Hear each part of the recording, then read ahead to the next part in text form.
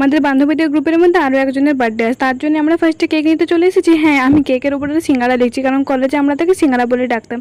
আসলে সে হচ্ছে সিঙ্গারা ব্যাপার। আজ একই দিনে তার মামারও বার্থডে ছিল, তাই মামার কেকটাও আমরা নিয়ে নিচ্ছি। তারপরে আমরা ওর বাড়ির সামনে চলে এসেছি। আমরা একটু লুকিয়ে দাঁড়িয়েছি, কারণ তাকে একটু সারপ্রাইজ দেবো আমরা।